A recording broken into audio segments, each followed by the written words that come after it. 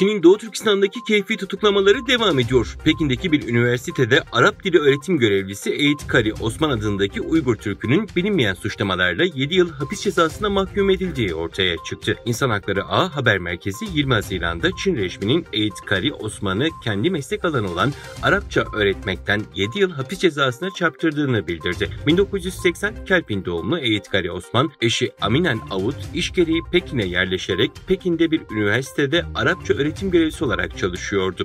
Ancak 2017'de Pekin'deki okullar öğretmenlerin ve öğrencilerin Temmuz'dan Eylül'e kadar yaz tatiline gitmesine izin verdi. Yaz tatilini memleketinde geçirmek için Doğu Türkistan'a dönen Eğit Kari Osman kısa süre sonra Aksu ilçesine bağlı Kelpin İlçe Emniyet Müdürlüğü tarafından kaldığı evinde ani bir baskında tutuklandı. Daha sonra Aksu Kaymakamlığı sözde devlet memurunun dine inanmama, camilere girmeme ve dine dönmeme belgesini imzalamadığı gerekçesiyle tutuklandığını açıkladı. Uluslararası Doğu Türkistan Örgütleri Birliği Başkanı Hidayet Oğuzhan başkanlığındaki heyet 25 Haziran'da İstanbul'da yeni atanan Vali Davut Gül'ü ziyaret etti.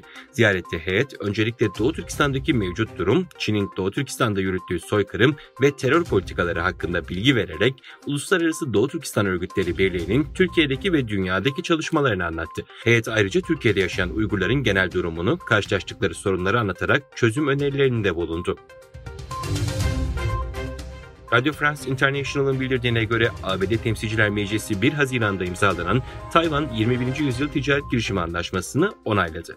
21. Yüzyıl Ticaret Girişimi Anlaşması, gümrük kontrollerini uyumlaştırarak, bir dizi standartı basitleştirerek ve yolsuzlukla mücadele önlemleri uygulayarak Washington'la Taipei arasındaki ticareti arttırmaya amaçlıyor. Çin Dışişleri Bakanlığı, ABD'nin Tayvan'a gayri resmi ilişkileri sürdürme taahhüdünü ciddi şekilde ihlal ettiğini söyleyerek anlaşmanın onaylanmasına karşı çıktı.